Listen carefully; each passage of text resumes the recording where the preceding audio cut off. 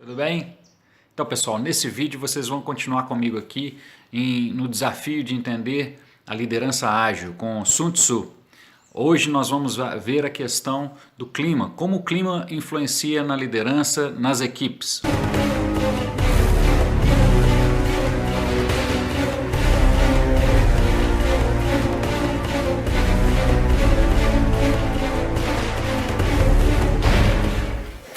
Olá, tudo bem?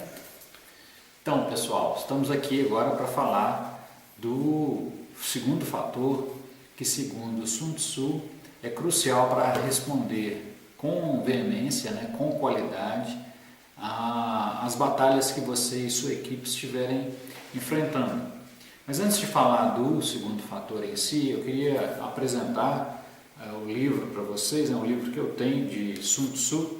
Esse aqui é uma tradução de um general chinês também, só que bem mais recente, Ele é da década de 40, que é o Tao Hanzang. É um general chinês também que fez a interpretação de manuscritos mais antigos e também comentou. Muito bem, estamos aqui para falar do segundo fator. O segundo fator, vocês estão lembrados, nós estávamos falando dos 5 fatores cruciais para decidir se a pessoa, se o time vai estar numa condição de sobrevivência ou de ruína. Então, o primeiro fator que nós abordamos da outra aula foi política. O segundo fator agora é clima.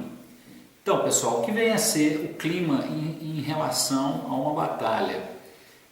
Com certeza, na época de uma guerra, o clima tem a ver com a questão frio, calor, gelo ou sem gelo, os extremos, com ou não com chuva, dias com chuva, dias com sol. Então isso aí é a questão do clima. Bem, em termos de guerra, o que a gente pode falar? Nós tivemos um exemplo aqui na América do Sul, que foi a Guerra das Malvinas. Os mais novos com certeza não se lembram, mas se estudar no livro de história vai perceber como que foi difícil para o exército argentino simplesmente lutarem, ou seja, um outro inimigo que eles tinham, na verdade eles lutaram contra os ingleses. Havia uma disputa entre a Inglaterra e a Argentina sobre as Ilhas Malvinas. Hoje se sabe que essas ilhas pertencem à Inglaterra, imagina. Bem, mas um inimigo que eles não contavam, o exército argentino não contava, era exatamente o frio. Então, um aliado do exército da Inglaterra foi o frio. Por que eu digo isso? O exército da Inglaterra estava preparado para enfrentamento do frio, com roupas térmicas, etc.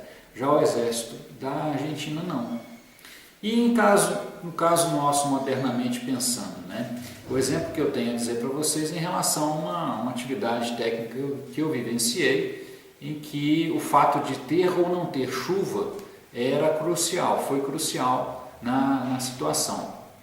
O exemplo que eu digo é a questão de um outro trabalho que eu vivenciei, onde a gente tinha um problema sério toda vez que chovia. Eu fui coordenador de manutenção elétrica, então a turma, quando chovia, a fábrica era meio mais antiga e tinha problemas de encher de água as salas elétricas. Quanto a isso, até que não teria problema, porque tem bombas d'água e o sistema dá para fazer automático, não é tanto problema. O problema é quando dava algum defeito. E aí, quando chove, davam algumas salas que tinham que ficar fazendo inspeções. E, para completar, às vezes se acabava a energia elétrica e era um outro caos. Por que eu digo isso? Junta a questão da distância, nós vamos ver isso depois na próxima aula, quando a gente for estudar o fator terreno, Mas junta a questão da distância e o fato das salas elétricas, às vezes, terem presença de água, juntamente com o fato de ter que ligar o gerador de emergência, esse é um problema. Ou seja, o problema é o exército, a tropa não estava preparada para enfrentar o fato de chover, enfrentar essa questão de ter que ligar o gerador de emergência juntamente com as inspeções. Às vezes o pessoal estava fazendo inspeção em outros lugares e com a presença da chuva e a falta de energia elétrica tem que correr em uma determinada sala lá para fazer o agendamento, fazer a manobra para ligar o gerador de emergência. E no estudo que a gente fez para se ligar esse gerador de emergência com rapidez, o máximo que a gente conseguiu, Aliás, o mínimo de tempo que a gente conseguiu foi 12 minutos. Se a pessoa levasse mais tempo para fazer essa ligação do gerador de emergência, poderia, por exemplo, fazer com que o forno empenasse, exatamente por causa da presença da chuva. Ou seja, o fato do forno parar por falta de energia, mas não ter nada para fazer ele continuar a girar, a chuva poderia resfriar momentaneamente determinadas partes do forno e ele empenar. Então, o clima é fundamental. Qual foi a orientação que eu passei para as equipes? Olha, fica de olho na questão do clima, do tempo, né? Se começar a chover, já se desloca para perto dessa sala a fim de ligar, se for o caso, ligar o gerador com menos tempo. Por quê? O tempo que eu tinha comentado, 12 minutos. Se você demorar para chegar até nessa sala, mais 10 minutos, 22, já é suficiente para empenar o forno. Bem, pessoal, era isso que eu tinha a dizer para vocês. Espero que vocês tenham gostado da segunda aula, onde a gente falou sobre a questão do fator clima. E na sequência a gente vai estudar os outros 3 fatores, ok? Obrigado, participe conosco aqui, dê o seu like embaixo, se inscreva no canal também.